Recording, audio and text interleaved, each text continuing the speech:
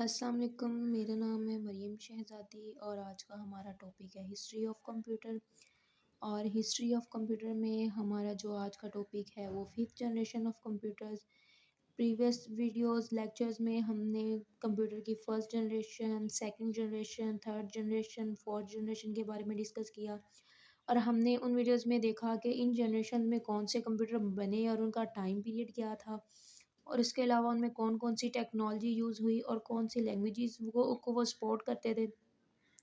इसके बारे में हमने एक एक जनरेशन के बारे में हमने एक एक वीडियो बनाई। तो आज का जो हमारा टॉपिक है वो फिफ्थ जनरेशन है। कंप्यूटर की फिफ्थ जनरेशन के बारे में हम आज डिस्कस करेंगे, तो चलिए स्टार्ट करते हैं। 1980 से लेकर अब तक जो भी कंप्यूटर्स आ रहे हैं, जो भी कंप्यूटर्स यूज़ हो रहे हैं, वो फिफ्थ जनरेशन के कंप्यूटर्स हैं। The time period of fifth generation computer is 1982 till date. आज तक की डेट में जो भी कंप्यूटर हम यूज़ कर रहे हैं, बने हैं, वो फिफ्थ जनरेशन के कंप्यूटर्स हैं। फिफ्थ जनरेशन के कंप्यूटर्स में ना वेरी लार्ज इंटीग्रेटेड को चेंज करके अल्ट्रा लार्ज स्केल इंटीग्रेशन में चेंज किया गया, जिसमें माइक्रो प्रोसेसर इवेंट हुए। और इन माइक्रो प्रोसेसर्स में 10 मिलियन इलेक्ट्रॉनिक्स कंपोनेंट्स का इस्तेमाल किया गया।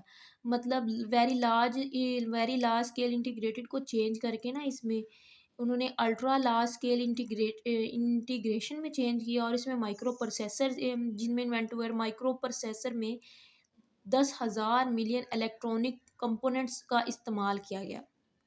फिफ्थ जनरेशन के कंप्यूटर्स में ही पैरेलल प्रोसेसिंग के लिए हार्डवेयर बने, और ये वो दौर है जिसमें आर्टिफिशियल इंटेलिजेंस का भी इस्तेमाल हुआ। असल में आर्टिफिशियल इंटेलिजेंस क्या चीज़ है? आर्टिफिशियल इंटेलिजेंस कंप्यूटर की वो ब्रांच है जिसमें रिबोट्स को इस तरह बनाया जा रहा है कि जिसमें वो इंसान की तरह सोच सके। फिफ्थ जनरेशन में मतलब कंप्यूटर्स वो रिबोट्स को इस तरह से बनाया जा रहा है कि वो इंसान की तरह काम तो वो करते हैं, इंसानों की तरह सोच भी सकें। फिफ्थ जनरेशन के कंप्यूटर्स में C++, जावा, डॉट नेट, पाइथन, ये हाई लेवल लैंग्वेजेस का इस्तेमाल किया गया हो। और ये जो फिफ्थ जनरेशन के कंप्यूटर्स हैं वो इन सभी लैंग्वेजेस को सपोर्ट करते हैं। आर्टिफिशियल इंटेलिजेंस में ना रोबोटिक्स पे काम हुआ, न्यूरल नेटवर्क पे काम हुआ, एक्सपर्ट सिस्टम पे, नेचुरल लैंग्वेज अंडरस्टैंडिंग जनरेशन, इन सब में ये सब कुछ शामिल है। रोबोट्स को हमने सिर्फ ना फिल्मों में देखा है, लेकिन ये रियल लाइफ में भी होते हैं। डेवलपमेंट कंट्रीज़ के अंदर इनका ना बहुत सारा इस्तेमाल है, बहुत ज़्यादा। होटल में, आजकल के होटल्स में ना इनका इस्तेमाल है। जो सर्विसेज है ना वो ये प्रोवाइड करते हैं रोबोटिक्स। डेवलपमेंट कंट्रीज़ में डेवलपमेंट कंट्रीज़ में इनका बहुत ज़्यादा यूज़ है, लेकिन पाकिस्तान में इस पे काम हो रहा है रोबोटिक्स पे, ताकि वो इंसानों की तरह सोच सके। इन रोबोटिक्स का इस्तेमाल फोर्सेस में, इंजीनियरिंग में और मेडिकल की फील्ड में बहुत ज़्यादा हो रहा है। अब आते हैं हम एक्सपर्ट सिस्टम की तरफ। तो असल में एक्सपर्ट सिस्टम क्या है? नॉर्मल हम जब डॉक्टर के पास जाते हैं तो डॉक्टर हमारे से कुछ ना कुछ क्वेश्चन करते हैं। उन क्वेश्चंस करने के बाद वो हमें कुछ मेडिसिन रिकमेंड कर देते हैं। आज के दौर में एक्सपर्ट सिस्टम वो काम कर रहा है। एक्सपर्ट सिस्टम हमसे कुछ क्वेश्चन करते हैं और हम उनको उन क्वेश्चन का आंसर करते हैं, फिर उसकी बेस पे वो हमें कुछ ना कुछ रेकमेंड कर देते हैं, कुछ मेडिसिन रेकमेंड कर देते हैं। तो इसका मतलब ये है कि डॉक्टर के अलावा एक्सपर्ट सिस्टम भी है जो उस तरह का काम कर सकता है। इसके अलावा पिछले 30 सालों से साइंटिस्ट जो है ना फिफ्थ जनरेशन के कंप्यूटर्स पर काम कर रहे हैं। वो एक ऐसा कंप्यूटर बनाना चाहते हैं जिसके अंदर आर्टिफिशियल इंटेलिजेंस हो, यानी ऐसे कंप्यूटर जो इंसान की तरह काम कर सके, इंसानों की तरह सोच सके। फिफ्थ जनरेशन के कंप्यूटर्स को ही फ्यूचर जनरेशन कहा जाता है। फिफ्थ जनरेशन के कंप्यूटर्स जो है ना उन्हीं को फ्यूचर जनरेशन के कंप्यूटर्स कहा जाता है।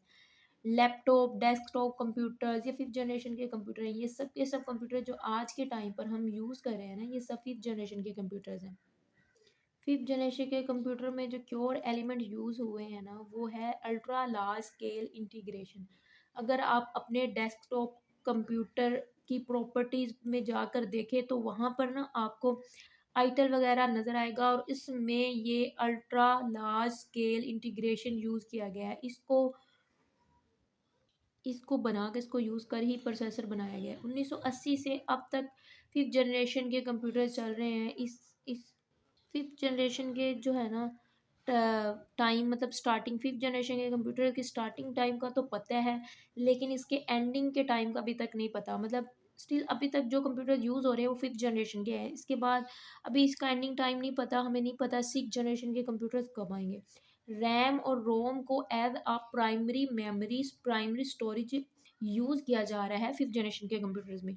और हार्ड डिस्क ड्राइव और एसएसडी को यूज़ किया जा रहा है as a secondary storage device in 5th generation. 5th generation में एसएसडी को सेकेंडरी स्टोरेज के तौर पर इस्तेमाल किया जा रहा है। 5th जनरेशन के कंप्यूटर को बनाने के लिए ऑल हाई लेवल लैंग्वेजेस का इस्तेमाल किया गया है। C++, जावा, पाइथन, डॉट नेट, ये सब लैंग्वेजेस जो है ना यूज़ हुई हैं 5th जनरेशन में।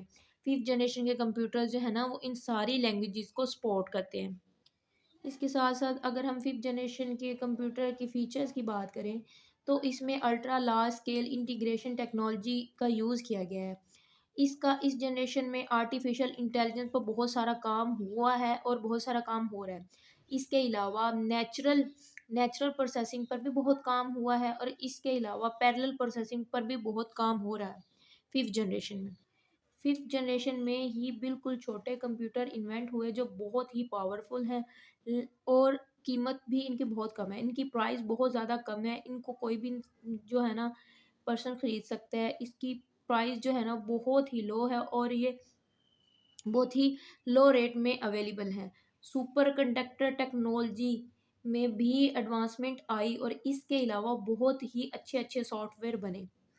अगर हम 5th जनरेशन के कंप्यूटर्स की कुछ एग्जांपल है, तो प्रेम 1000, ITEL P4, IBM लैपटॉप्स, ये जो सब है ना, ये पर्सनल कंप्यूटर्स जो है ना, ये सब एग्जांपल हैं 5th जनरेशन की।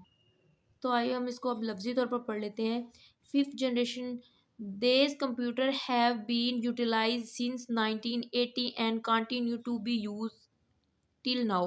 मतलब 1980 से लेकर अब तक के जो कंप्यूटर्स हैं ना, वो 5th जनरेशन के कंप्यूटर हैं। This is the present as well future of the computer world. ये कंप्यूटर की दुनिया का प्रेजेंट, हाल और फ्यूचर है। The defining expect of this generation is artificial intelligence. मतलब इस जनरेशन का जो है ना वो पहलू, वो है मसनूई जहानत। मतलब आर्टिफिशियल इंटेलिजेंस के कंप्यूटर जो है ना इंसानों की तरह, रोबोटिक्स जो है ना इंसानों की तरह सोच सके, उनकी तरह काम कर सके, उनकी तरह उनमें सलाहियत हो सोचने की, समझने की।